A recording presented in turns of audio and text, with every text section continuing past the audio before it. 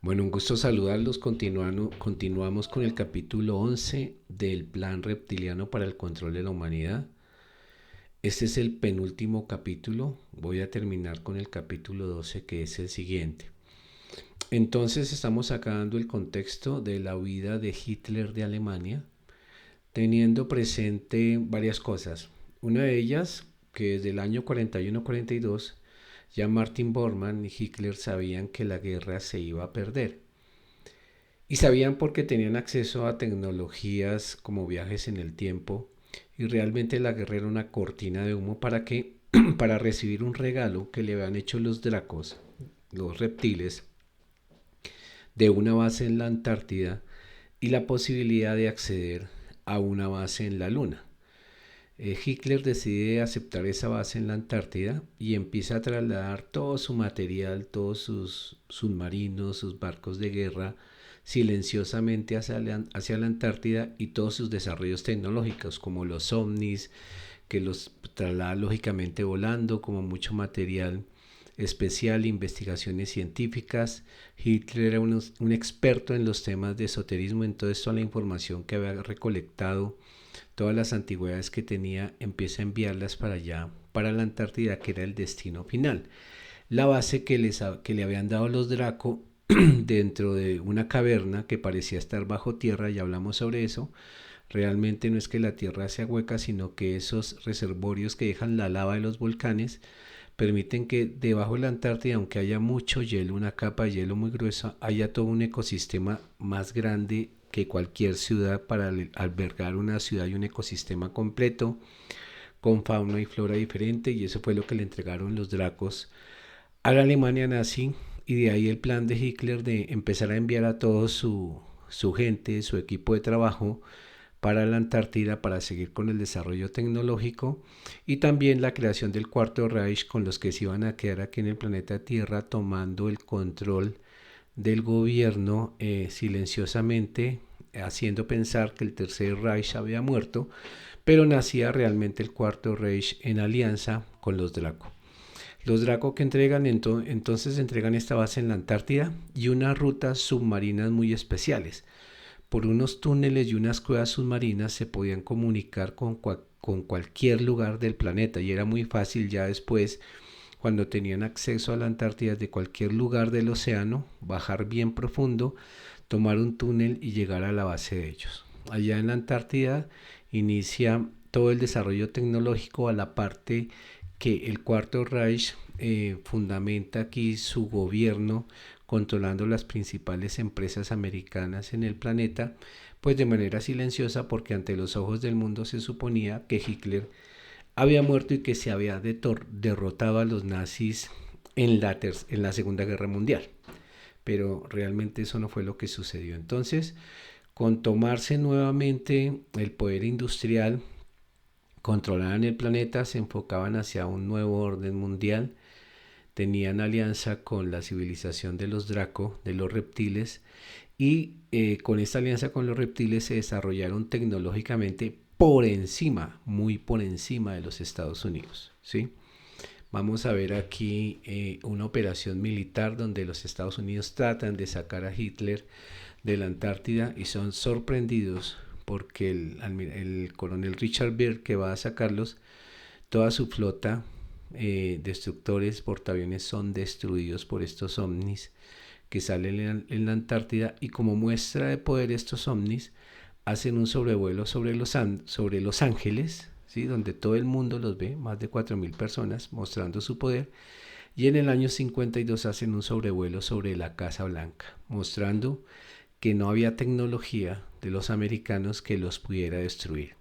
Por eso es que esto obliga de alguna manera a los americanos a hacer ciertos acuerdos con los alemanes nazis sobrevivientes de la guerra, para, en lugar de capturarlos mediante un programa secreto que se llama Operación Paperclip, traer a todos esos científicos que fueron capturados en la guerra, perdonarlos e incorporarlos a la NASA como parte del equipo de los Estados Unidos, a muchas empresas de los Estados Unidos.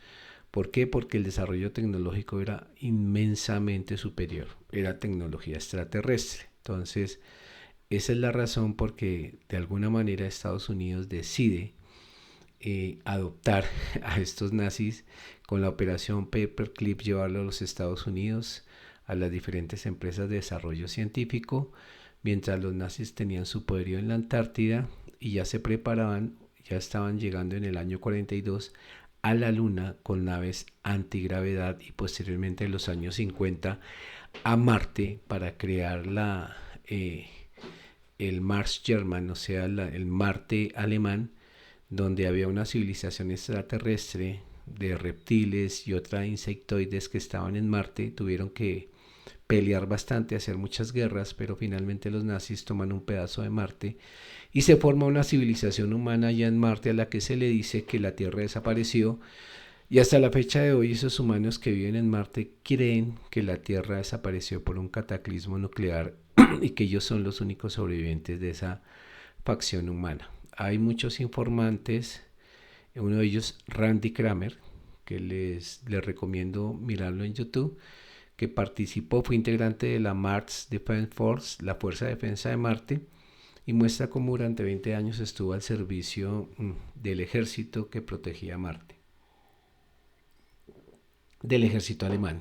Además, con los Draco, los alemanes nazis tuvieron un desarrollo tecnológico mucho más grande y los Draco tenían una flota estelar que nunca entraba a la Tierra porque eran naves gigantescas que se llama la Dark Fleet, la flota oscura, e invitaron a muchos de los nazis y personas alemanas a ser parte de esta flota que conquista galaxias. Entonces la ayuda era como recíproca, ¿no? O sea, se prestaba gente para ser parte de la Dark Force, ¿cierto? De la fuerza de los reptiles que conquistaba planetas, y a la vez los reptiles creaban muchos clones humanos que eran partes o integrantes del ejército de Hitler, que por eso era un ejército tan, digamos, tan salvaje, tan sangriento, ¿no? Porque eran básicamente contenedores energéticos, eran estructuras sin alma, simplemente clones,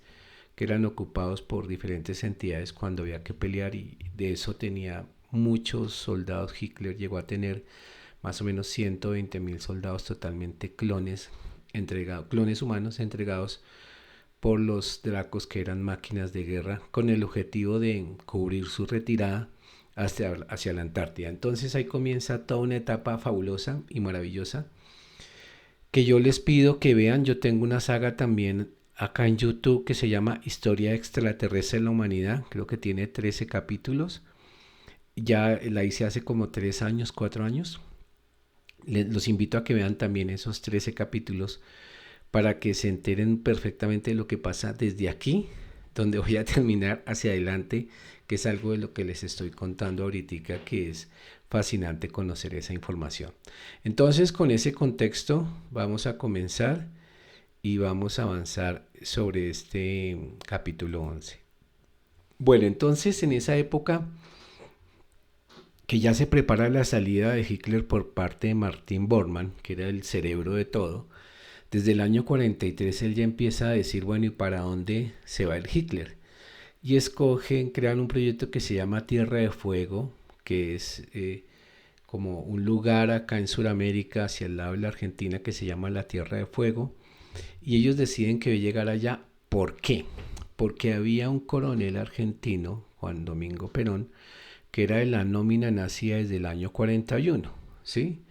Él llegó primero a ser vicepresidente de Argentina, después fue presidente y después conoció a una actriz muy famosa, Eva, que después se vuelve Eva Perón, que también trabajaba para los nazis, y había una cercanía muy profunda entre Perón y los nazis, y cuentan varios libros, varias fuentes, que de alguna manera los nazis ayudaron a financiar ese golpe de estado de Juan Domingo Perón para llegar al poder, y que bajo esas concurrencias, esas sincronicidades, los nazis vieron una posibilidad de llegar a la Argentina, a Sudamérica, por su cercanía con la Antártida, que era la base que le habían dado los Dracos, e instalarse allá sin ser molestados. Más porque en la Argentina había mucha gente de ascendencia alemana que estaba radicada allá, y Hitler iba a tener como un grupo un anillo, digámoslo así, de seguridad, no de militares, pero gente alemana que de alguna manera lo protegía porque eso pasaba. Entonces políticamente pasó eso y con los Perón se vio la oportunidad de poder llegar a Alemania. Hay un libro, hay varios libros que ustedes pueden consultar que hablan de los nexos de Perón y Eva Perón con la Alemania nazi. Con la Alemania nazi. Entonces, con este golpe de Estado, se acuerda que todos los nazis, o en particular Hitler, iba o había escogido a Argentina como su refugio después de la guerra, pero tenía que tener un plan, ¿no? La idea era hacerle mostrar al mundo que él había muerto, que eso había desaparecido y que el tercer Reich ya no iba más, ¿ok? Entonces, ¿qué es lo que hace Bormann en contraprestación en este acuerdo con Perón? Empieza a mover todo el dinero, todos los dineros, títulos, acciones hacia la Argentina y hacia los bancos de Argentina, sin dejar en otros bancos de Suiza, sobre todo de España, también recursos económicos para proteger la huida de Hitler y de muchos nazis hacia Sudamérica en un proyecto también que se llama Operación Odessa, que el objetivo era ubicar a los nazis de esa Alemania supuestamente derrotada en la guerra y hacerlos llegar a Sudamérica. Entonces fíjense que aquí ya hay tecnología extraterrestre, hay el inicio como de una nueva era que era lo más importante. Digamos, la guerra no importaba, lo que importaba era lo que venía a partir de la guerra. Ahora sí comenzaba el verdadero Cuarto Reich, que era ese desarrollo tecnológico apoyado por civilizaciones extraterrestres. Entonces, ¿qué es lo que hacen los alemanes? Ellos construyen un submarino que se llamaba el U-Boat tipo 9 y entonces Martin Bormann, que era el cerebro, empezó a hacer viajes con este submarino desde Cádiz, España, a Argentina, desde el 42. Entonces este submarino hacía muchos viajes con el objetivo de mirar cuánto se demoraba. Eran más o menos 5.400 millas, pero el submarino fue construido para hacer todo el viaje, todo el tiempo bajo el agua si era necesario, es decir, sin salir a la superficie porque iba a ser detectado por los aliados. Entonces Martin Bormann desarrolla una tecnología que se llama snorkel, como ese tubo que uno tiene cuando se pone una careta para bucear, que le permitía a ese submarino ir siempre sumergido. Lógicamente el rendimiento no era lo mismo porque este submarino tenía que viajar bien profundo en las noches y solo salía en lugares específicos en el día y muy poco tiempo a recargar sus baterías para no ser detectado por los aliados, ¿cierto? Y esta manera de navegar no hacía que fuera tan rápido, ¿cierto? Entonces de las 5.400 millas que debía cubrir solo en un día o en una noche que viajaba podía ser 100 millas, ¿cierto? Porque por lo que cada viaje desde allá donde estaban hasta la Argentina le tomaba más o menos 60 días. Ese fue el tiempo que calculó Bormann y dijo, el viaje es eso porque tiene que ser oculto, tiene que ser bajo el agua. Por las restricciones de velocidad que debemos tener con el submarino, vamos a tardarnos 60 días.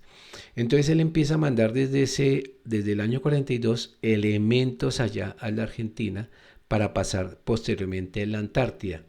Cuando llegaban a la Argentina, allá a San José de Bariloche, era más fácil pasar las cosas a la Antártida porque la pasaban en submarinos pequeños que creo que les tomaba como 20 minutos sumergirse y llegar allá a la base por un túnel específico que le han dado los Dracos, de llegar a la base de la Antártica y llevar todo el material para allá. Entonces los alemanes desde antes de perder la guerra empiezan a llevarse todo el material y todo el dinero a consignar en los bancos argentinos, españoles, suizos, de toda la gente que los ayudaba y casi tener el control económico de muchas industrias y muchas empresas en diferentes lugares del mundo. El objetivo, preparar un sitio seguro para el refugio de los nazis cuando terminara toda la guerra y que fueran protegidos por los diferentes países. Bueno, entonces, ¿cuál es la cronología de la vida de Hitler y cómo comienza? Cuando ya Martin Bormann le dice a él, oiga, la guerra la vamos a perder, usted tiene que irse, tiene que volarse. Entonces Hitler construye en el edificio de la vieja Cancillería, de donde él, digamos, gerenciaba el Borgbunker, construye un búnker específico que tenía 3 túneles. Un túnel que la llevaba a la Oficina de Asuntos Extranjeros, otro túnel desde ese búnker que lo llevaba al Ministerio de la Propaganda y otro a un edificio nuevo de la Cancillería. Es decir, podía desde esos túneles por debajo huir sin que nadie lo viera salir, sin que se diera cuenta desde el Borg Bunker a uno de estos 3 lugares, y esa era parte de la preparación de la vida de Hitler. Pero también se decide después construir un Führerbunker, el búnker del Führer, y lo hacen 9 metros sobre este búnker anterior, 9 metros por debajo del Borg Bunker, ¿cierto? Entonces lo hacen mucho más profundo, de manera que primero está el Borg Bunker y debajo el Führer Bunker a 9 metros. Este lo hacen con alcobas, no solamente para alojar a Hitler, sino a muchos personajes de la comitiva nazi, alcobas muy cómodas, cocina, hasta salas de conferencias, la oficina de la mano derecha de Hitler, de Goebbels y de Martin Bormann, sobre todo, que era el cerebro de esta operación, un estudio para Hitler, para sus reuniones, para despachar, y finalmente en octubre del 3 del 44, ya previo a la salida de Hitler, es cuando está listo este Führerbunker y ya es ocupado por Hitler y por todos los nazis que se refugian allá para no ser capturados por los aliados, ¿cierto? Pero Hitler, además de eso, y de manera secreta con Bormann, le hizo creer a todo el mundo que él solo tenía el Borg Bunker y el Führer del Búnker. Pero tenía otro pasadizo secreto, desde el edificio de la Cancillería a un nuevo túnel que solo conocía él y Martin Bormann. Es decir, todo el mundo solo sabía que existía el Borg Bunker y el Führer Bunker, pero había una opción adicional que tenía Hitler, que era ese pasadizo secreto a un túnel especial que lo sacaba a los trenes que estaban en Berlín. Sí, o sea, que no, de manera muy rápida. Ese solo lo conocían él y Martin Bormann, ¿cierto? En este búnker que solo conocía Hitler, pues él dispuso comida, agua, toallas, elementos de aseo y armas hasta para 12 personas para 2 semanas, que él de pronto estimó que era el tiempo que le iba a tocar estar ahí, y sobre todo que conectaba con el sistema de trenes de Berlín. Entonces el acuerdo es que en el sistema de trenes en Berlín los iba a esperar un tanque de guerra alemán para protegerlos. Digamos que como la ciudad estaba en guerra, no era raro ver un tanque allá, y eso era la manera de lograr sacarlos a donde llegaba este tercer túnel. Un tanque los esperaba y los llevaba posteriormente a un lugar específico. ¿Ok? Finalmente, en la noche del 27 de abril, Hitler y Eva Braun, su amante, después su esposa, su perro pastor alemán que se llamaba Blondie, pasan por el Bunker del Führer, ¿sí? El Borg Bunker, y se van al edificio viejo de la Cancillería, ¿cierto? Van hasta ese edificio viejo de la Cancillería, ¿cierto? Y la tarea de Bormann, o sea, de Martin Bormann, cuando sale de Hitler y Eva Braun y todos, es regresar al búnker del Führer y hacer creer que Eva Braun y Hitler se suicidaron. Sí, eso es lo que él tiene que decir, que Eva Braun y Hitler se suicidan, ¿cierto? Entonces, eso era lo que tenía encargado Bormann. Ahorita vamos a ver cuál era el plan del suicidio de Hitler. Entonces, Hitler y Eva Braun llegan a los trenes de Berlín. Allá los esperan 3 tanques de guerra porque iban con una comitiva especial, y los llevan de manera segura a la pista de aterrizaje de Hohenzollern, ¿sí? Un sitio especial donde ya estaba acordado que un avión civil los iba a esperar, no un avión militar. Acuérdense que ya hablamos que Martin Bormann inteligentemente había adquirido una aerolínea italiana para poder transportarse, y una flota de barcos también para poder transportarse con una empresa civil, no aviones alemanes, para que evitar que fueran detectados por los aliados. Entonces, con estos tanques, ellos llegan el 28 de abril a las 3 de la mañana. Hitler y su comitiva ya abordan un avión que se llamaba un Junker 252, que era comandado por un señor que se llamaba Peter Baumgart, que los lleva a Dinamarca. O sea, de ahí salen a Dinamarca, y ese avión debe volar todo el tiempo, todo el vuelo, a la altura de los árboles. No puede subir más porque es detectado por los aviones de los aliados. Entonces todo el vuelo es rasante a la altura de los árboles. El 29 de abril aterriza en una base alemana muy vieja. Era una base de dirigibles, o sea, como el Hindenburg. No sé si se acuerdan del Hindenburg, que era un dirigible grande, y al principio los alemanes tenían muchos dirigibles. Hay un evento famoso de dirigibles que se llama la tragedia del Hindenburg, que se quema uno de esos dirigibles, y esta era una base vieja de dirigibles que cuando se quemó el Hindenburg se decidió que no se iba a usar más las tecnologías de dirigibles porque era un riesgo por el gas que usaban para subir. Pero esta base alemana en Tonder, Dinamarca, estaba activa, ¿sí? Allá ya no estaban los dirigibles, pero era una base abandonada y allí aterrizaron. ¿Ok? Entonces cuando llegan, Hitler le entrega a este piloto, porque este piloto, Peter Baumgart, no sabía a quiénes llevaban. Él no le dijeron vamos a llevar a Hitler, sino a unas personas hay que llevarlos allá a Tonder en Dinamarca.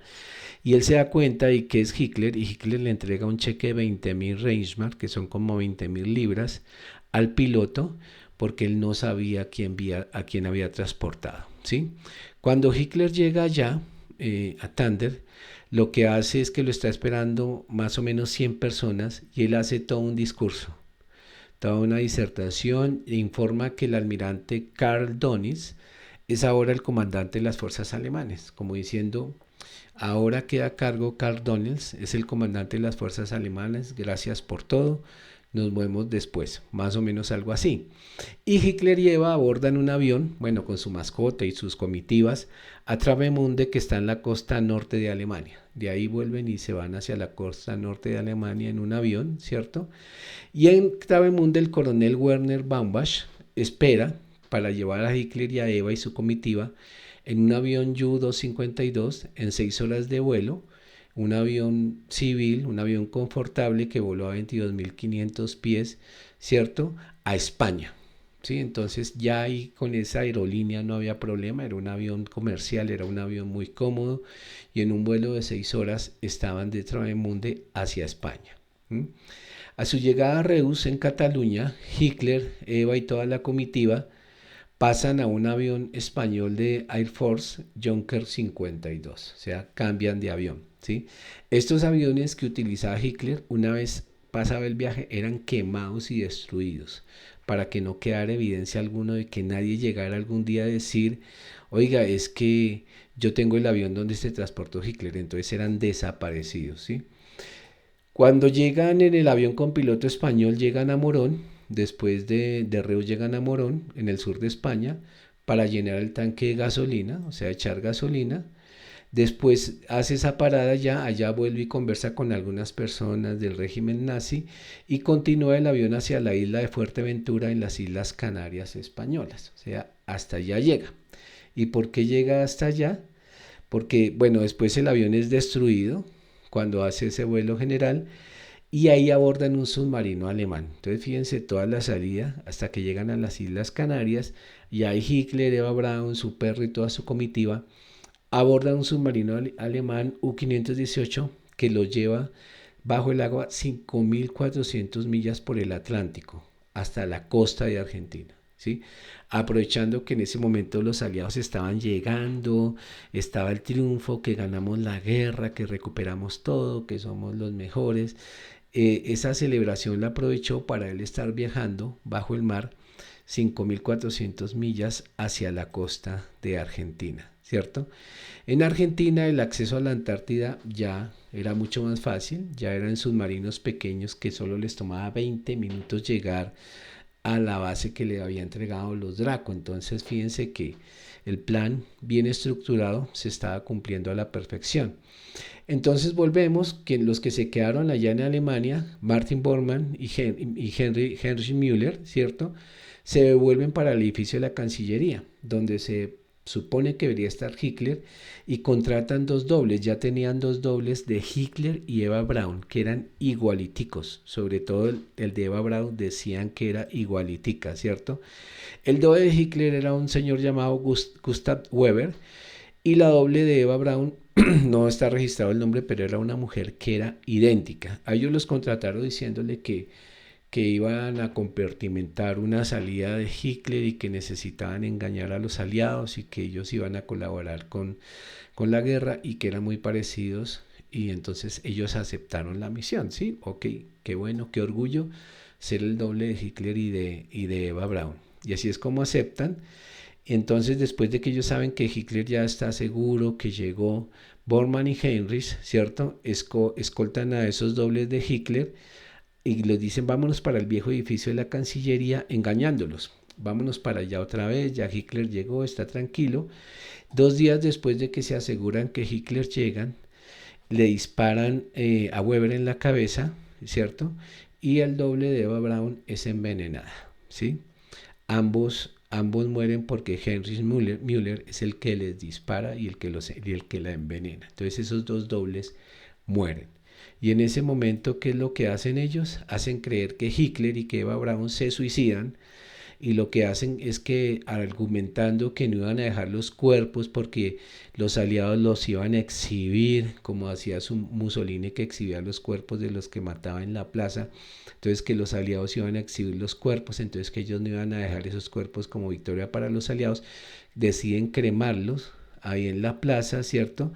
En el jardín exterior, para que todo el mundo vea que efectivamente eran Hitler y Eva Braun, que se habían suicidado, que se habían pegado un tiro, que se habían envenenado por la presión de que los iban a capturar, porque Hitler decía que primero se mataba, y ante los ojos de todos quedó que se suicidaron, que Eva Braun le disparó a Hitler y que después se suicidó y que ambos murieron y que los cremaron para que no quedaran como trofeo de victoria a los aliados. Entonces, después de que toda esa travesía, Hitler llega muy seguro, en acuerdo con el presidente Perón, a un lugar que era la estancia de San Ramón en San Carlos de Bariloche. Allá llegaron Hitler y Eva Braun en julio 30 de 1945. Y esta estancia era toda cerrada, era de un príncipe germano, Stephen Schwungor, y estaba totalmente cercada. Nadie podía entrar, era una propiedad muy grande, cercada, y alrededor de esa propiedad solo vivían alemanes. O sea que la misma gente aportaba la inteligencia para que si llegaba alguien diferente, se corría el rumor de que estaba alguien diferente, entonces él vivía rodeado de alemanes que ocupaban la zona. Entonces, de alguna manera, estaba protegido y allá vivió Hitler con Eva Braun muy tranquilo casi un año, hasta el año 1946, cuando él realmente tiene que ponerse al frente de las operaciones que seguían del Cuarto Reich después de la guerra y del convenio que había establecido con los Draco también para integrar su fuerza espacial con gente de Alemania, ¿cierto? Entonces, para ayudarlos a conquistar otros planetas, para trabajar en los proyectos de clonación, en los proyectos de hibridación, en los proyectos de nuevas naves, de tecnología antigravedad en la Antártica, en su viaje a la Luna, en su viaje a Marte, la creación de esa Alemania, de ese Marte germano-alemán en el año 56 y todos los proyectos que tenía ahí y todas las investigaciones que se habían hecho desde el punto de vista esotérico que se iban a poder hacer realidad con el desarrollo tecnológico de estos Draco. Entonces, ¿cómo hacía Hitler para comunicarse con los que quedaban en Alemania todavía, para estar hablando con los que estaban en Argentina, en otras ciudades, en Suiza, en España, la parte financiera, en los mismos Estados Unidos, porque después tenía que comunicarse con ellos?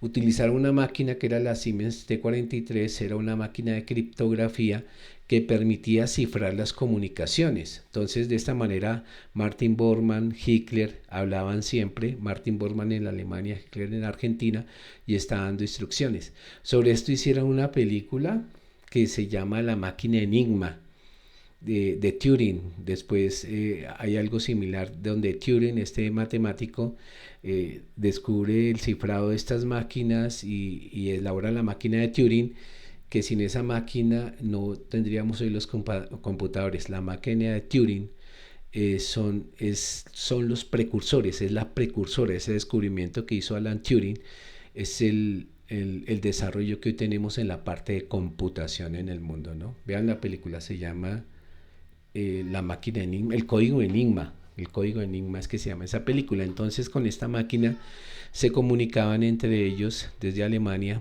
hasta la Argentina. Después, cuando termina la guerra, este es un ejemplo, así como muchos de los nazis integrantes, como Reinhard Herrmann, es atrapado por los aliados y él les hace creer pues que él es un nazi recalcitrante y entonces pero que está dispuesto a ayudar, Y en septiembre 20 del 45, Helen y todos los oficiales que habían capturado los aliados bajo recomendación del general americano Walter Bedell Smith y del presidente Dwight Eisenhower, Helen con todo su grupo fue liberado, fue perdonado y voló a Washington. ¿Con qué objetivo? Con el objetivo de que Helen argumentaba que era el experto en inteligencia de Alemania, ¿sí? Y que él podía entregarle todo lo que conocía en tecnología e inteligencia a los Estados Unidos, de manera que Eisenhower y este general Walter Bedell crearon un departamento de guerra de la Unidad Estratégica de los Estados Unidos donde empezó a trabajar Helen y su gente. Este departamento de guerra, inicialmente conocido como la OSS, que era integrado por Helen y por muchos de los nazis, da origen años después a la Agencia Nacional de Seguridad de los Estados Unidos y a la CIA, ¿sí? De manera que los precursores de esta inteligencia fueron realmente los alemanes con Richard Hellen, ¿cierto? Entonces ellos comenzaron a trabajar allá y el acuerdo con los americanos era que él trabajaba ya con su equipo, pero que no podía traer más alemanes más nazis a este grupo de trabajo, y él dijo que sí, pero él regresó a Alemania ya con el perdón, seguía trabajando desde allá, pero hizo caso omiso. Acuérdense que los reptiles hacen caso omiso de los acuerdos, y siguió vinculando gente nazi a este grupo de inteligencia y gente de la Gestapo, ¿no? Entonces, y así pasó con muchos alemanes. Finalmente, Hitler es visto en Colombia, ¿sí? Hay un autor argentino que se llama Ariel Basti, que tiene un libro que se llama Las fotos de Hitler después de la guerra, y otro autor argentino que ahorita les voy a comentar, que se dedicaron a investigar, y hasta ahora sale a la luz la presencia de Hitler en Colombia, ¿sí? Estuvo precisamente en Tunja. En el año 2017 la CIA desclasifica documentos donde dice que Hitler estuvo en Tunja, en una ciudad aquí en Colombia, al norte de Bogotá, queda más o menos yo iba allá en bicicleta a 120 kilómetros aquí de Bogotá. Es una ciudad de clima frío, y en esa ciudad estuvo Hitler en el año 1954.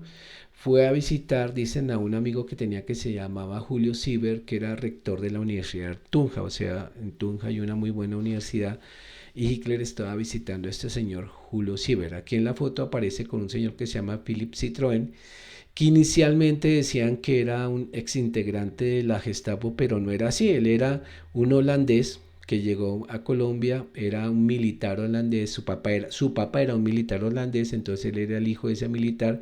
Llegó a Colombia, que creó compró un grupo de edificios que se llamaban coloniales, ahí creó un hotel, un alojamiento VIP, y pues era realmente del padre de Philipp Citroën, porque era un veterano de guerra, ¿cierto?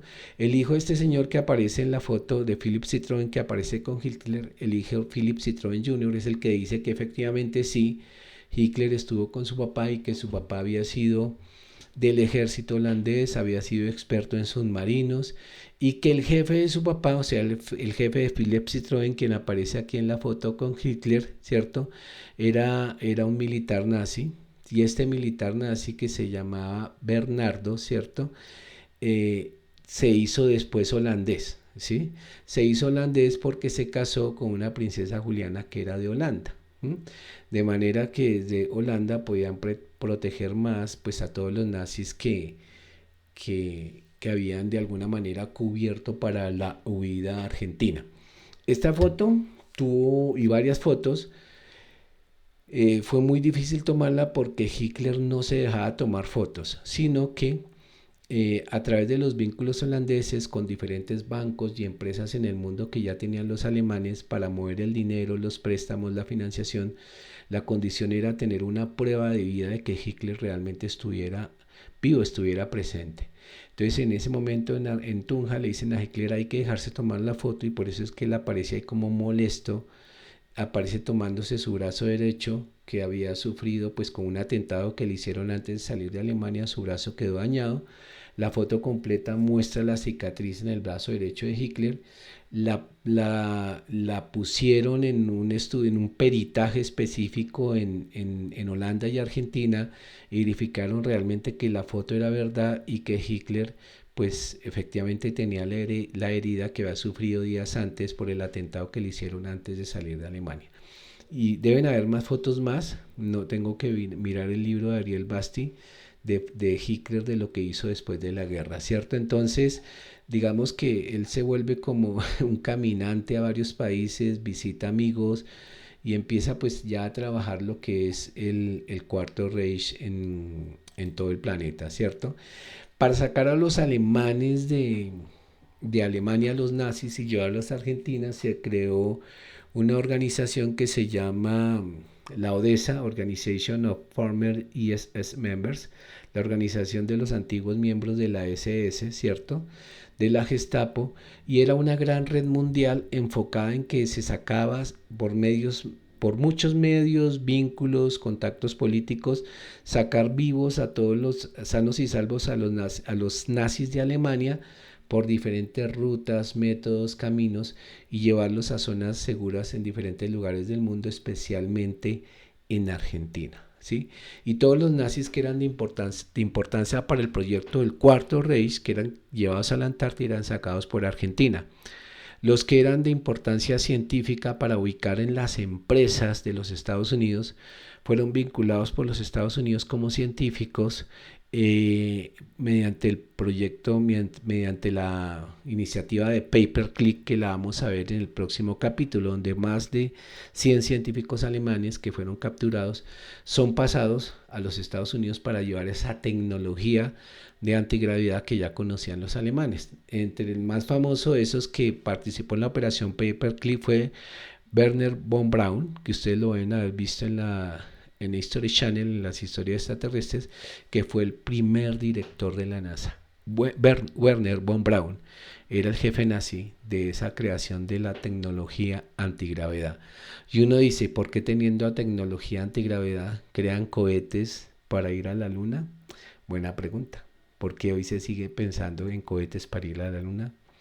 La respuesta es fácil. Hay que seguir compartimentando y ocultando y desviando la atención de la gente sobre la tecnología que realmente está disponible. Este señor Ukigoñi tiene otro libro que se llama La auténtica Odessa, que explica en detalle y tiene muchas entrevistas. No hay mucho sobre él, ha estado muy oculto, no lo muestran mucho, pero es un relato fascinante sobre toda esta operación Odessa y cómo sacan a los nazis finalmente para Alemania y la Antártida. Finalmente lo que ocurre es que la CIA, la Central de Inteligencia, pues evoluciona con Helm. Después viene el primer director de la CIA, hasta que en el año 50 ya algo llega Allen Dulles, que es el primero conocido de la CIA. Entonces, de alguna manera, esta alemana, el Cuarto Reich, se forma vínculos en la CIA, en la Agencia de Seguridad, en las empresas norteamericanas, con los Dracos, su base en la Antártida. Después los Dracos le dan una base en la Luna, en el Comando de Operación Lunar, y posteriormente su llegada a Marte. Conclusión, comienza una nueva etapa, que es la que hemos vivido nosotros, desde cuando supuestamente los alemanes pierden la guerra, y comienza la etapa que les sugiero nuevamente ver mis 10 capítulos, así lo encuentran en mi canal, Historia Extraterrestre de la Humanidad. Comiencen del 1 al 10, creo que hay 10, hay 12 videos ahí sobre eso, para que se empapen totalmente de los detalles, porque esta saga que hice antecede a esos 10 capítulos, porque esta es la historia desde el inicio de la humanidad, y la historia extraterrestre de la humanidad que debería seguir, aunque la hice años antes, es para que ustedes vean qué es lo que pasa a partir de este punto hacia adelante. Aunque en el próximo capítulo voy a explicar qué es la operación Paperclip y qué es la operación High Jump, que es la que trata con Richard Beer, con este militar norteamericano, de sacar a los alemanes de la Antártida, que es cuando los alemanes muestran su poder de naves que desafían la gravedad, y se da cuenta estos americanos que no pueden pelear contra ellos. Entonces, si no pueden pelear con ellos, únelos, tráelos aquí con la operación Pay Per Click, que se vuelvan científicos, que se vuelvan integrantes de esas empresas, y con esto se fundamenta el inicio del Cuarto Reich y las alianzas, o la primera alianza con una civilización extraterrestre reptiliana que finalmente quiere llegar a un nuevo orden mundial para el planeta. Bueno, voy a dejar acá. Nos vemos en el capítulo 11, el último, para hablar específicamente de Paperclip, Operación Paperclip y Operación High Jump. Nuevamente, después del capítulo que voy a hacer la próxima vez, que por favor entonces, me quedó aquí capítulo 10. Este es el capítulo 11. Bueno, ustedes ya saben, queda el título 10, pero es capítulo 11. Entonces, ustedes ya saben que el capítulo 12, el próximo, voy a hablar de Operación Paperclip y High Jump. Aquí me quedó mal numerado porque no es capítulo 10, sino capítulo 11. Pero voy a dejarlo así. En el título de YouTube sí le voy a poner capítulo 11. Bueno, gracias por ver esto. Por favor, dale like, la campanita, dale me gusta para que el algoritmo de YouTube lo recomiende a otras personas. Te envío un abrazo muy especial y como siempre, que la fuerza esté contigo.